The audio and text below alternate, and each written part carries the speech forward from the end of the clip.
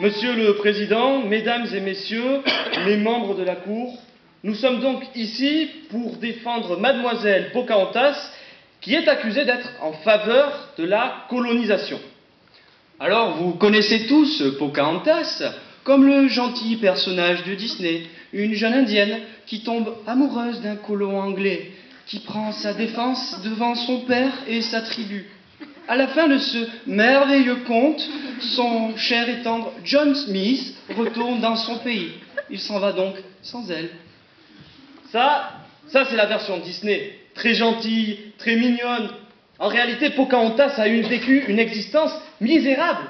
À 7 ans, elle tombe dans la drogue. À 10 ans, elle travaille pour un cartel amérindien et est haut placée. À 14 ans, elle se fait violer moult fois au sein de son cercle d'amis. À 22 ans, miraculeusement, elle survécut à une overdose de chips.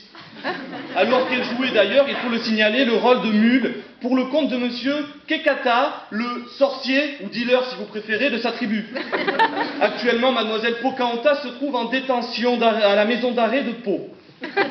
Aujourd'hui, c'est une femme famélique, le regard vitreux qui se présente devant vous. Ainsi, Pocahontas outragée, Pocahontas brisée, Pocahontas martyrisée, mais espérons-le ce soir, Pocahontas libérée. Accuser mademoiselle Pocahontas d'être en faveur de la colonisation revient à l'accuser d'avoir la volonté d'exploiter un peuple, de détruire sa culture, de voler ses ressources, enfin bref, voler son identité. Tout le monde, je dis bien, tout le monde a cette image-là de la colonisation. Mais est-ce qu'au final, la colonisation est si mauvaise que ça? Je vous pose la question, n'est-elle pas un apport bénéfique de technologie? Une rencontre entre deux cultures, entre deux civilisations? Les colonisés ne trouvent-ils pas des solutions nouvelles à des problèmes anciens grâce à l'arrivée des colons?